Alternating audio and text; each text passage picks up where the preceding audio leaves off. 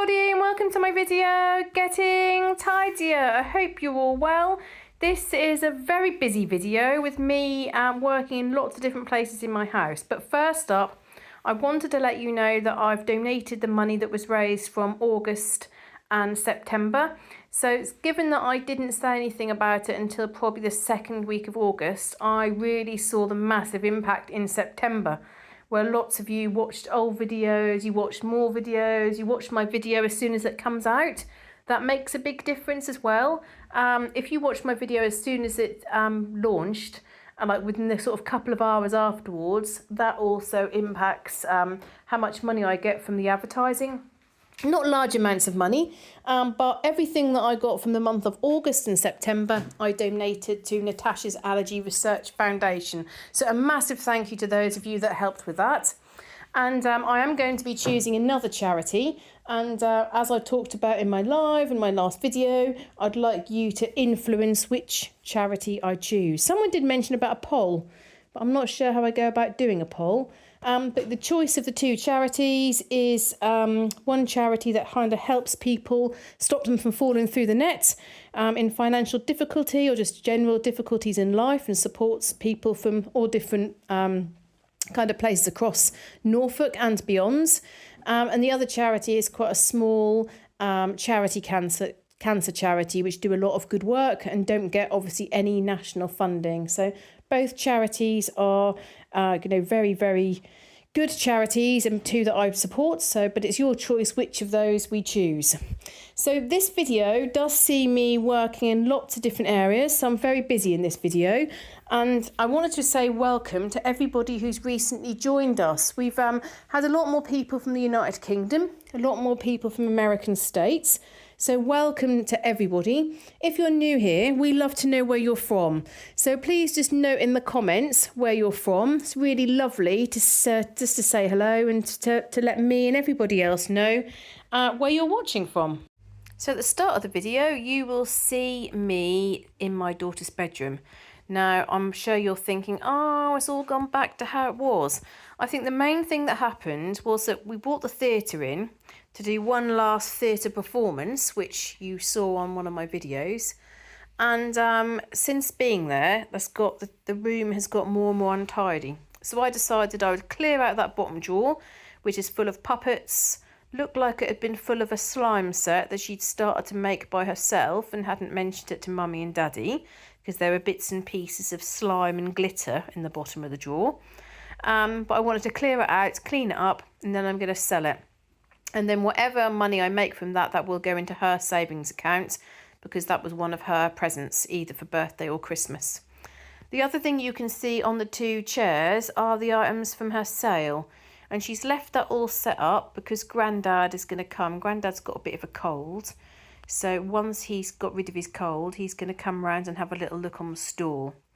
I also was conscious of the fact that there were a few things in my daughter's wardrobe that I could get rid of. I was really thinking that the summer items of clothing, they're not going to be big enough for next year. So unless you can wear them in the winter with a cardigan, I thought that makes sense to get rid of some more clothes. So you'll also see me doing that. I've got to keep on top of the chest of drawers, because the chest of drawers can easily get more and more things added. They do look quite cluttered at the moment, but as you know, it's much better than what it was. So I went through quite a few clothes with her. I do feel that some of these things I have to do when she's there, because I know I can look at it and just say, yes, it's too small. There was a couple of summer dresses which she wanted to keep hold of, which I do think are too small. But there you go, she wanted to keep them. So we'll see what happens for next year. But the Hello Kitty t-shirts, which she loves, have gone. She's really disappointed because H&M in the United Kingdom, they have really lovely, like kawaii, cute clothing. And that finishes at age 10. Apparently, once you get to 11, you want to wear all black and basically teenage clothes, which she's not into, and I'm certainly not into, which is a bit of a shame, really. So yeah, all the cute stuff stops at 10 years old. But the Hello Kitty t-shirts are too small, so we decided to get rid of them. A couple of the sort of nicer dresses are Bowden, and so any Bowden clothes I will keep to one side and I'll sell online. because they're worth selling on. And then other things I just put in the bag for the charity shop. And I'm doing what you've all suggested. I've got 2 bags. I've got a charity shop bag and I've got a rubbish bag. What I should have is actually 3 bags. A rubbish bag, a charity shop bag and a recycling bag. Because otherwise I have to sort through the recycling and rubbish again when I get to the bin. So that would be much quicker if I had the 3. So once I've sorted out some of my daughter's wardrobe, you'll then see that I move and do some sorting out, putting some of her clothes away and just generally tidying up. There was a pile of clothes that has slipped off the top of her linen basket, so I just went through those. You'll see me just make sure that the landing is sorted. I do attempt to take the theatre downstairs by myself, but I realise I need my husband. There was stuff at her door that was starting to build up, so I decided to go through that. And if you keep watching, you'll see me go into the dreaded spare room where I've got all these things for the sale piled up and lots of things which have made their way on the floor because my husband slept in this room the other night when my daughter was unwell. And so there were things on the bed that I've been sorting through and all of them have gone on the floor to enable him to actually use the bed. You'll see me do some more work in the kitchen and also do some washing. The kitchen is kind of being maintained at the moment, which I feel pleased about. I do spend quite a lot of time in the kitchen and so does my husband's, but I do feel like we're staying on top of it, which is really nice. I also do a really deep clean of my sink, thinking about the flylady, because the flylady says you must always ensure that your sink is very, very clean.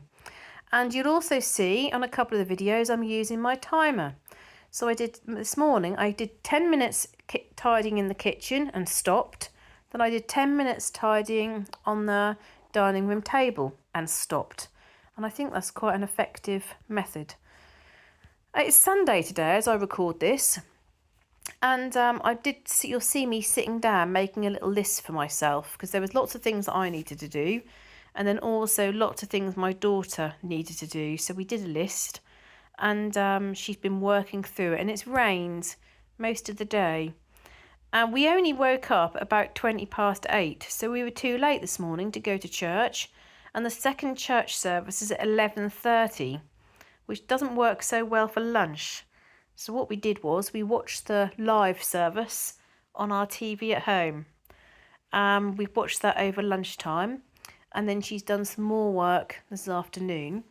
And I've been preparing and planning for what I want to take her to see in the National Gallery. So you'll see me spend a little bit of time sorting that and making some notes and deciding what we're going to go and look at and what we're going to go and see. I've got a couple of books which I like to use. So I've got the National Gallery of London book, which has got everything in. And then I've got top 50 artists that you must know. And then I go through, and then what we do beforehand, I always think like some people sort of take children into galleries and they wander around looking uninterested. And I think it's because there's not been the discussion beforehand.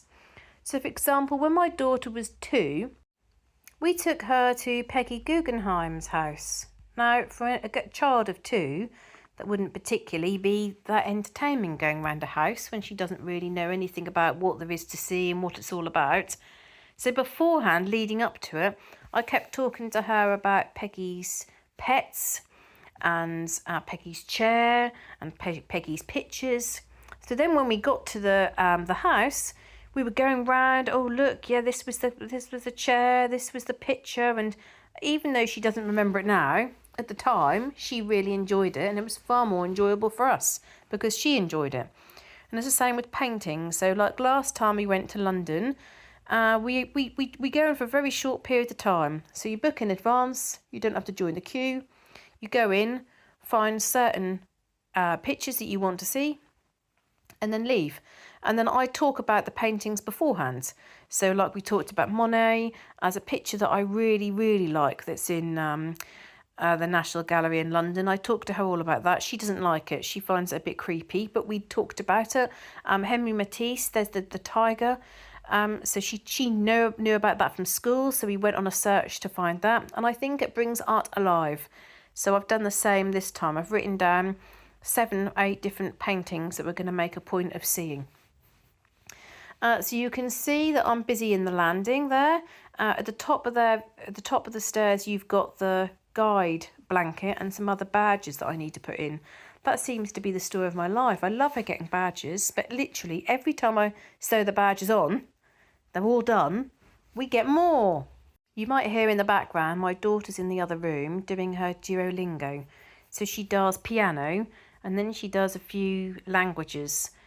So although she watches her YouTubers, her Italian YouTubers, she also does Duolingo in Italian, which is good for her.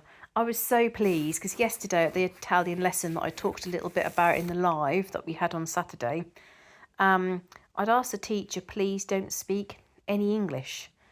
I would really love her not to speak any English at all, but my daughter's a very different kind of student to lots of other people.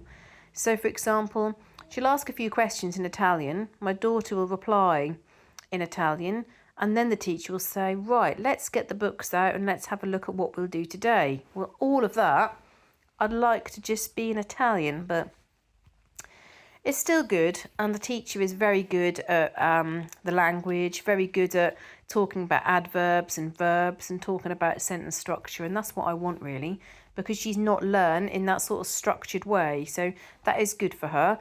And then she gets set a little bit of homework and then we'll go back in about 5 weeks. So what I decided to do was bring down my summer clothing. So you'll see me just putting my summer clothes in those 2 big drawers. They're quite deep for those sort of just 2 small drawers. They are actually quite a decent size. So I was putting all the summer clothes there. And then the big box, which is sitting there, that's full of all the things for the sale. But like I was saying yesterday, what I think I'm probably going to do is give some of the things that I had put to the sale, I think I'm going to give to the charity shop because I don't know, they're not really worth that much, and I thought I'd slim some things down, and also some things I don't really want to see. I just want to get rid of them, if that makes sense. So a massive thank you to those of you that joined my live. It was really lovely to have a little chat with a few of you. Those of you that weren't free, then hopefully we'll be able to chat next time. I'm going to try and do a live each month. I'm sorry if you got too many adverts. I'd set it all up ready to go, and my daughter had actually helped me with the front page. She was teaching me how to use Canva. I think by the time she's 13, she'll be better at technology than what I am. I guess that's just the way, isn't it? How the generations, I guess I was significantly better at the age of 13 than my parents. But yeah, so I'd set it all up, and then when I click live, so I then sort of went upstairs and tucked her into bed, and I did a story, and then my husband finished with the stories. I came back downstairs and I had to do all the settings again. There's different settings where you can choose how many adverts you have. So I hope it didn't put you off by the fact that there was adverts in between. Oh, I need to give you an update on this. You know, I talked to you about selling that violin, and that lady, we'd organised like 2 different times of what time she could come. Well, she organised to come on Sunday. So she said, what sort of, I said, any time over lunchtime from about 11 o'clock to 2 o'clock, we'll be here. So she arrived and said, I'm here. And I looked out my door and thought, you're not. I said, oh, where are you? She said, I'm here. I thought she must have got the wrong address. And then I saw her husband and her 2 sons the other side of the road. So I waved. She crossed over and I sort of asked her to step into my hall because it was raining, and I showed her the violin, and she asked me how to tune it. Now, that's taken me years to be able to tune a violin.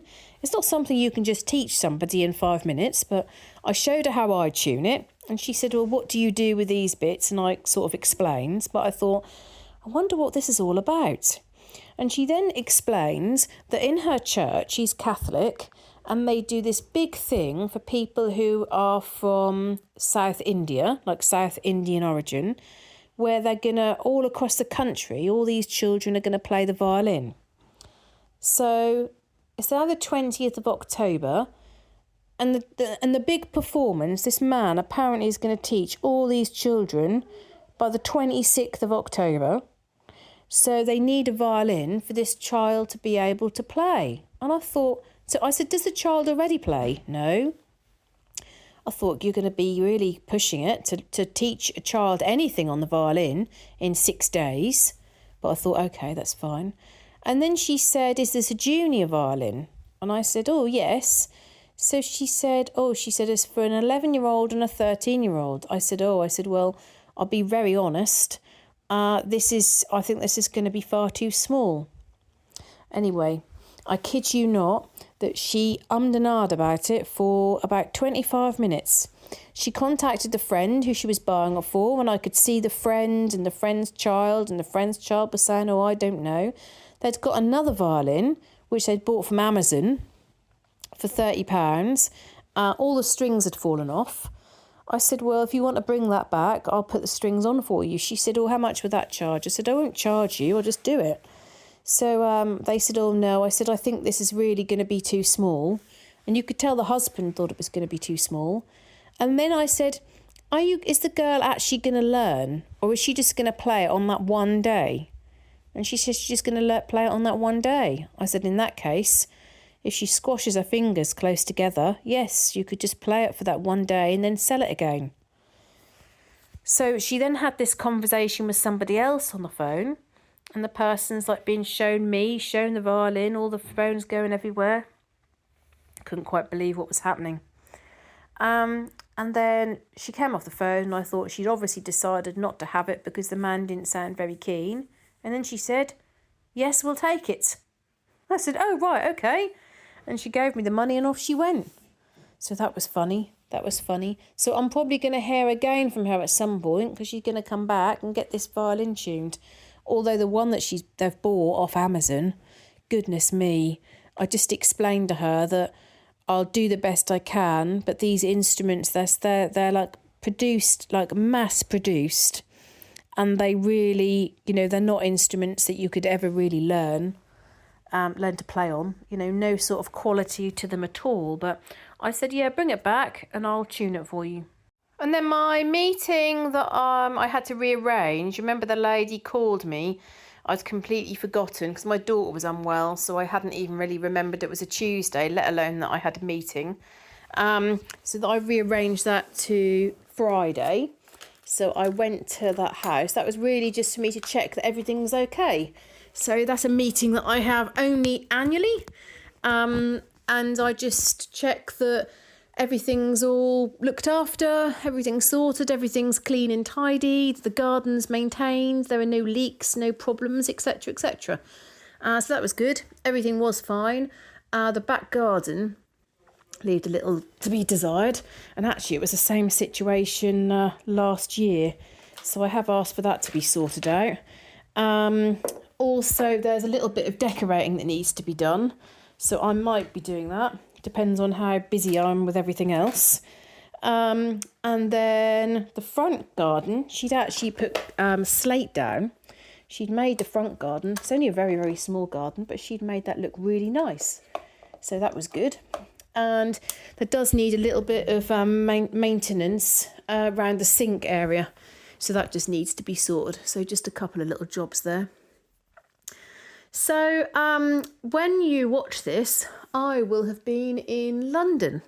So that's part of my prep with looking for the National Gallery and looking at other places. I just like to be organised and see what we want to do while we're there. I mean, you can go to London, as I've said before, so many times and not even scratch the surface. There's so many things to see and do. I really love London. I don't think I'd ever want to live there unless maybe straight after university I'd work there for a couple of years. But otherwise I wouldn't want to live there. But I do love going there for like a small short break. My husband called his parents up last night just to see how they were and just had a chat with them to see how everything is. And as we get closer to Christmas time, there's like dates for different concerts. So we were just checking to see whether they'd like to come to see if we can get tickets for concerts that my daughter is in. And you know how we went to Suffolk and stayed not that far away from where my daughter was? Well, I'd posted a couple of pictures on social media, but I'm very careful with the pictures that I post. And there's certain people that I don't want to see certain things. And I keep the photographs that I post of my daughter, I keep to a very small number of people. Anyway, I posted to say like where we were. And that wouldn't have been possible for my mother-in-law to see that. And then when we got back, I just posted a couple of pictures from our kind of breakaway. So I think, aren't people funny with social media? Like for me, social media is about like interacting, whereas I feel for some people it's like spying. A little bit like the people who watch this channel that probably know me, but they don't ever talk to me about it. To me, it feels like someone's spying. Anyway, so on the second post, a lady who I'm good friends with who'd seen the first post, then commented on the second post. See, this is the dangers of restricting posts to different audiences. She said, "Oh, lovely photographs. I'm glad you had such a lovely time in Suffolk." So those particular pictures, my mother-in-law could see. And I thought, it's quite, I'm quite happy for people to see those photographs. So my mother-in-law is on social media like probably all the time, but won't comment, won't kind of interact at all. But for sure, she'll probably download the pictures, any of her granddaughter, to show people, or say, oh, like my son has been here, or my son's done this, my daughter-in-law's done this, but she won't interact at all. But as far as, so that was the one post referencing Suffolk. But as she hasn't liked or interacted or commented, anybody would think that perhaps she's not seen the photographs. Anyway, once there has been some reference to Suffolk, I changed the audience so she wouldn't have been able to see it anyway. But for a short window, she'd have been able to see that comment. As far how I feel is if people want to know and people want to be interested in your life, then it's like normal to comment and to ask questions and sort of say, oh, did you have a nice time? Or where is Little Legs, as I sometimes call her? Or was she having a nice time? But you don't get any sort of like interaction. So anyway, my husband phoned up and my father-in-law shouts in the background, "Oh, we see you were in Suffolk."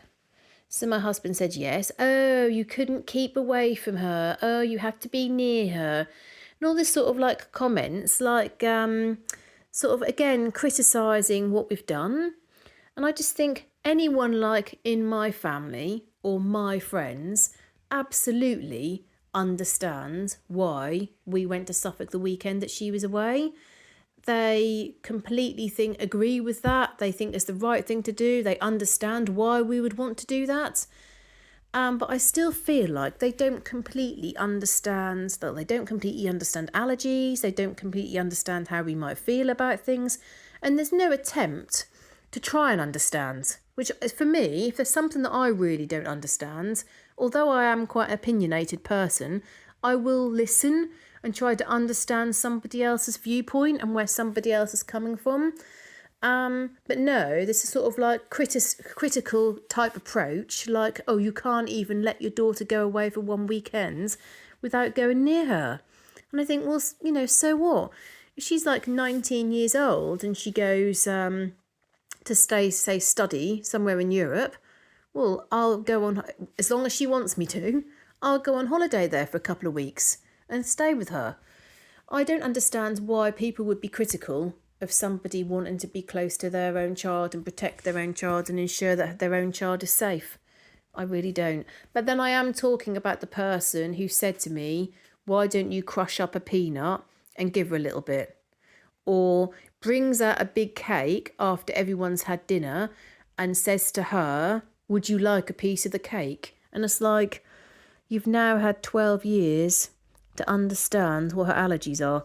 I mean, I was really, really taken aback when one of the guide leaders, she started asking me about my daughter's allergies. And she was actually saying, oh, like, well, where I work has peanut. And they also have sesame. And I know she can't have wheat. And I was like listening and thinking, you don't really know my daughter that well. but you have gone through and like read some information about her and you've remembered it. And actually there's people in my own family that are still offering her dairy ice cream or saying to her, would you like a slice of cake? And then criticising her mother and father because they want to be near her to ensure that if there's any problems, they can go straight to her. So I'm now going to read through some of your wonderful comments. Thank you so much to those of you that take the time to add comments, to give your ideas, your thoughts, suggestions. I love reading through the comments, and I can't believe that my massive job pantry sort out part 1 was 177 comments. And I've had quite a few videos recently that have had 100 comments. Now, the more people comment, the higher the chance for other people to see my videos. So a massive thank you for those of you that have taken the time to add comments to my videos. Now, the first post that I'm going to go through is from LV Frankie. And LV Frankie says, I love the blue plaque spotting. That's a really lovely memory for me. I think it's really important that you and your husband have time alone together. Mini Emma will always be so important, but without making you cry, in a blink of an eye, she'll be ready for her own adventures and journey. Then it will just be you and your husband together for the majority of the time. Nurturing that relationship is important. And I replied to say, it's really funny that you should say that because we talked about this and talked about what a big shock it must be to people. We were married about 9.5 years before we had my daughter. But when she goes to university, we've talked about what a big change it's going to be. It's going to be so strange. Really is. I mean, obviously it's wonderful, isn't it, when children go off and do so many more wonderful things and create adventures and memories, but it must be a very strange feeling. When my friend's eldest daughter went to university, she went to Lincoln last year, and my friend was telling me all about it and showing me the room and showing me what she'd done. We went to dinner together, and I started crying about it. I was like, oh, I'm so sorry. Like, I don't know how you must feel, but that makes me feel emotional. But my friend's got another daughter, so I guess you get a little bit used to one has gone, and then you've got one left, and then you have to get used to both of them flying the nest. Carolyn says, I've decided if you stop cooking, the kitchen will stay much cleaner. Sharon Green says, I've just bought 3 cubes storage unit to put in my hallway for hats, scarves and gloves.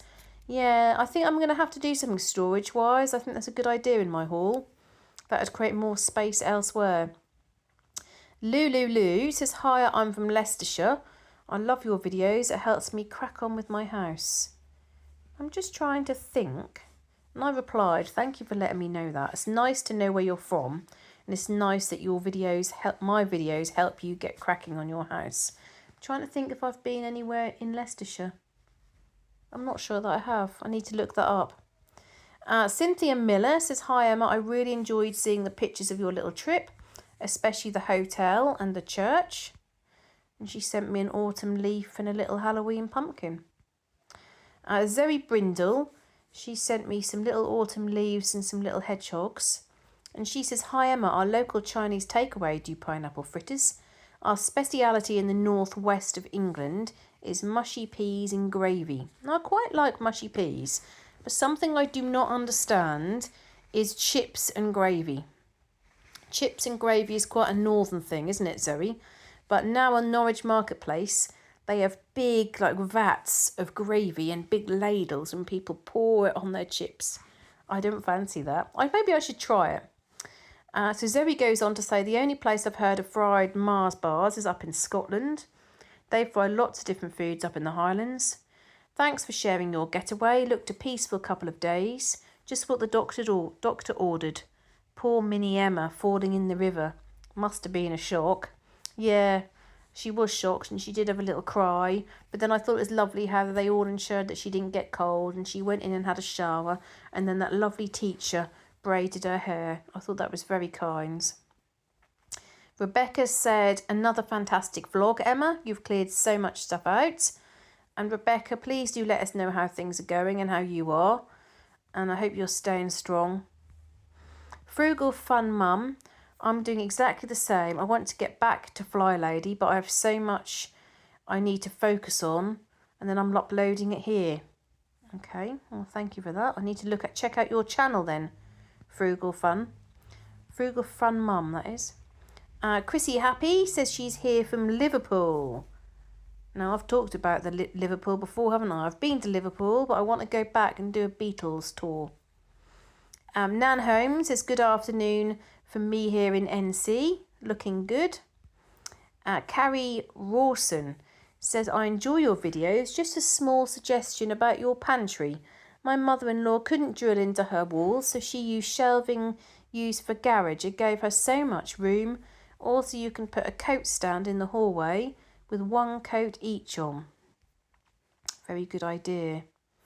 And Lulu also said, I love your ideas and I love your Minster. P.S. It's York Minster, not York Minister.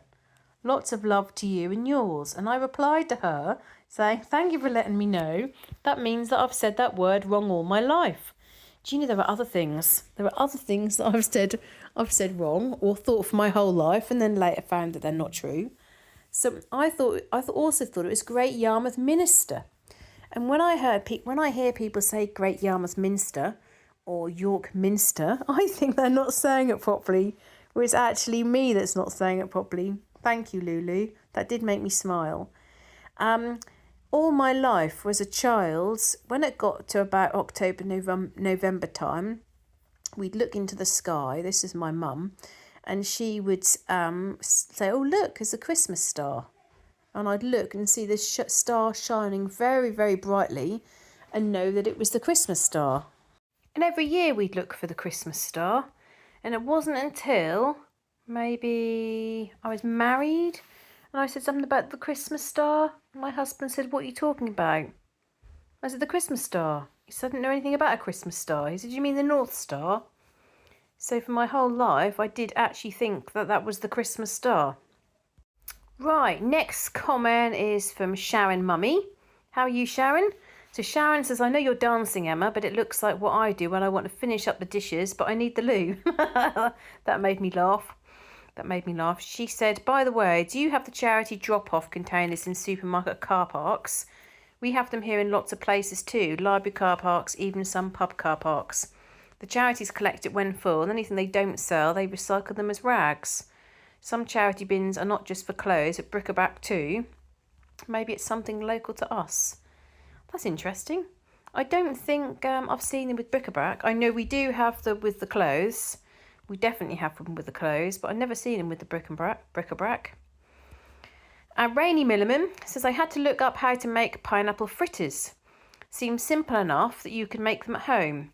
Here in Minnesota, we have apple fritters. I don't know if it's a German or not, but my German grandmother made apple fritters quite often. I'm always just fascinated by the people in America who've got all these European roots. Absolutely fascinated. Do you know, Rainy, whereabouts in Germany? Germany, I was about to say, is a big place. Maybe not by American standards, but Germany is a big country and varies vastly depending upon where you go. So I'm interested if you know where she was from. Rainy says also, I had to look up the white bait, and it sounds similar to the smelt that people trap early in the spring or late winter. Used to be quite popular, but I don't know if many people do it anymore.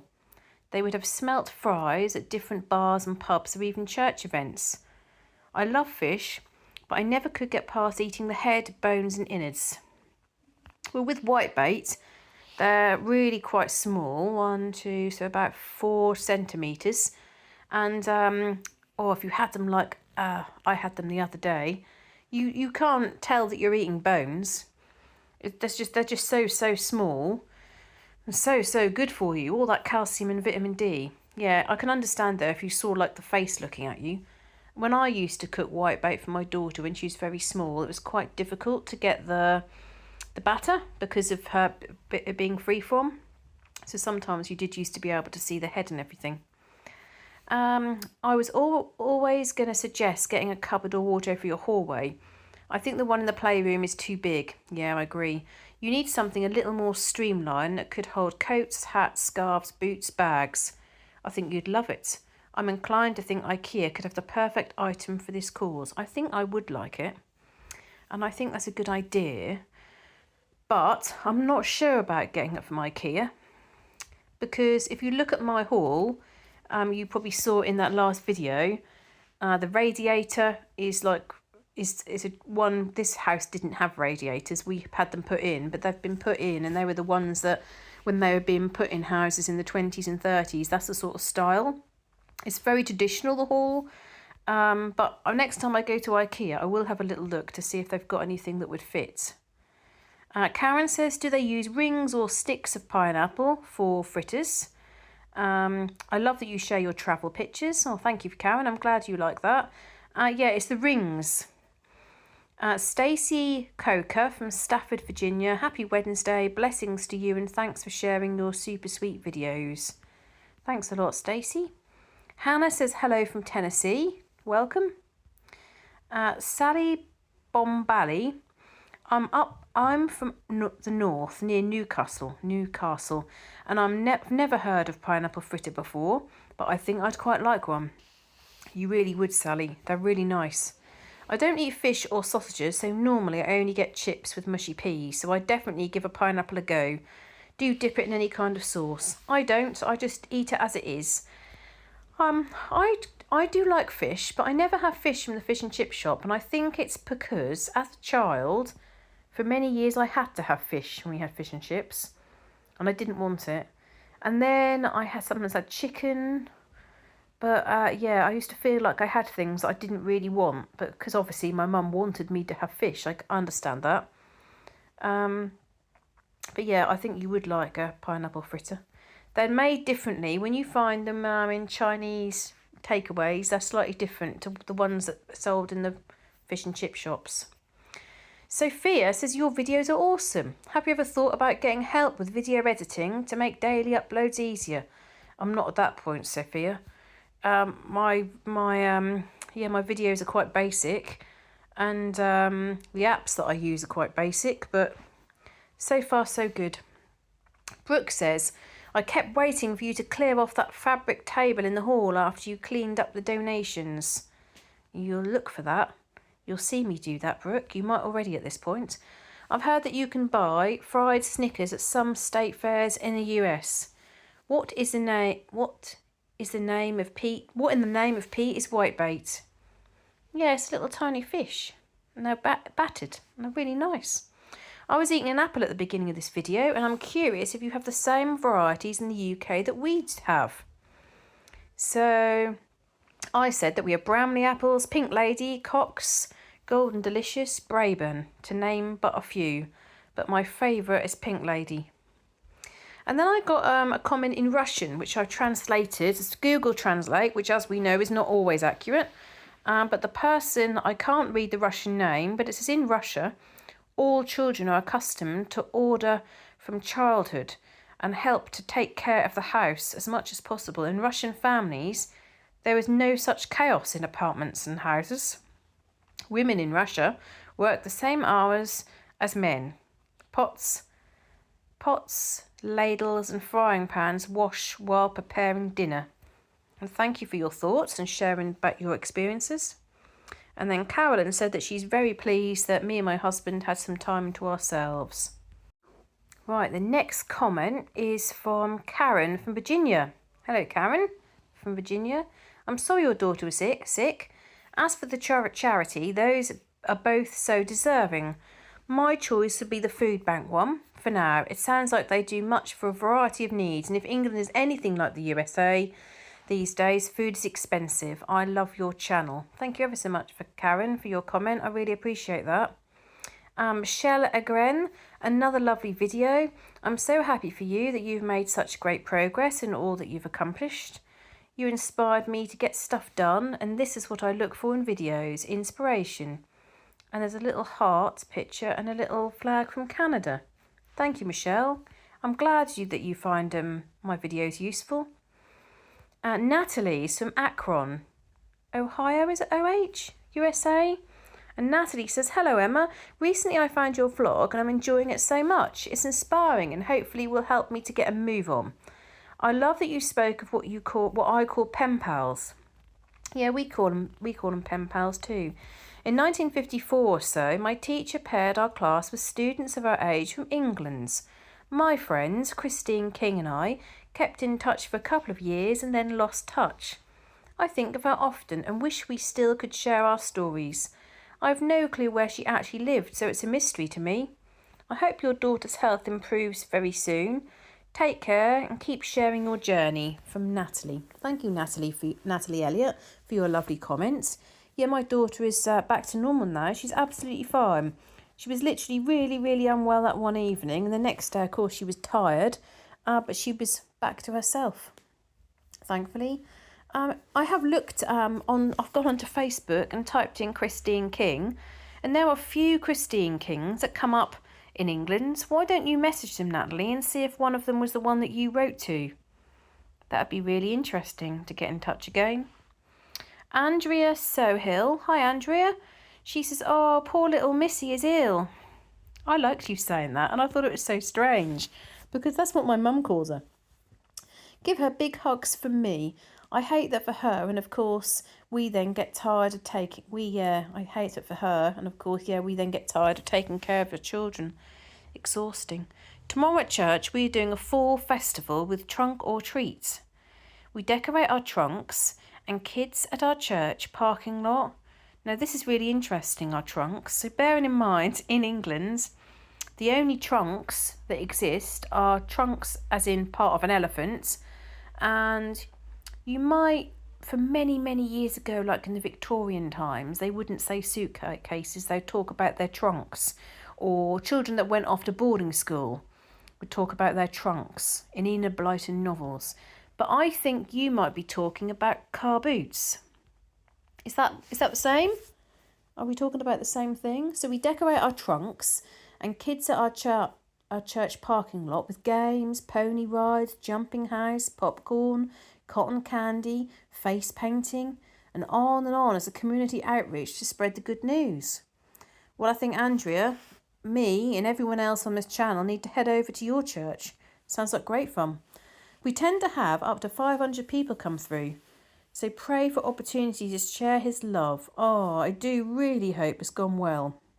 I'm just looking, is it... Okay, so that was today then. Oh, I hope that went well. Please let us know how it went.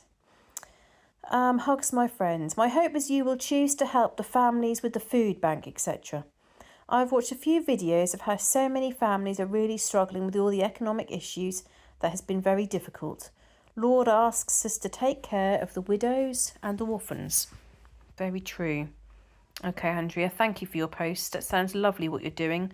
Well done for, the fact that all of that, you've got to think that your event that you and all your kind of friends at church have organised, that event might be the highlight of someone's week for some people, but for some people it'll be the highlight of their month. For others, it would change their life. So well done for organising that. Teague80 says, both charities sound amazing. I love the fact they're local. Would you consider doing a poll? I would if I could work out how to do it. DT Gallant says, I'm new to your channel and enjoying your videos. Now, what about this? What are the chances of this? Listen to this, everybody. Tonight, I'm listening to you read your comments and you start to talk about Prince Edward Island. That's where I live. Even though I've lived here for 30 years, I still enjoy going to the Anne of Green Gables house and taking a tour in the summer. Would highly recommend the books for your daughter. They are lovely stories. I hope your daughter is feeling better. Keep up the great work. What is your name, please? Your first name, if you don't mind me asking. DT Gallants. That's lovely, that is. What a coincidence that you should sit and watch that particular one where I talk quite a lot about Prince Edward's Island. Sharon Green said, what a lovely channel. I sit in the evening and listen to your channel while diamond painting. And I find it so interesting. It's like listening to the radio, and I love hearing other people's comments. Thank you, Sharon, for saying that. And I'd be really interested to hear a little bit about diamond painting. I'd love to hear about that. So thank you so much for watching all this video. Thank you for all your support and your motivational comments. I'm very, very close to the end of my video now. And if you are still at the end, I've included a little clip of the Norfolk Broads, which is where I went to the retirement event on Friday. A little clip on the centre of Norwich, now they've opened up the Haymarket area. And I found a photo of the guy and a little video of one of our guys from many years ago that I thought you'd be interested in. So I hope you've enjoyed the video. Thank you for your support and I look forward to seeing you in the next video. Bye!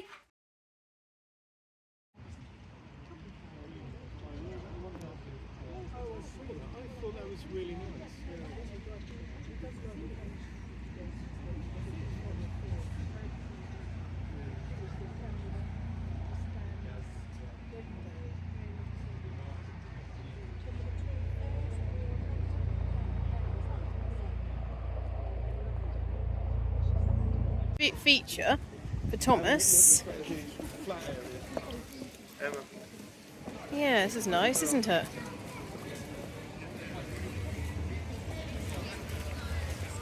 I didn't know we were going to get our way. Probably, yeah.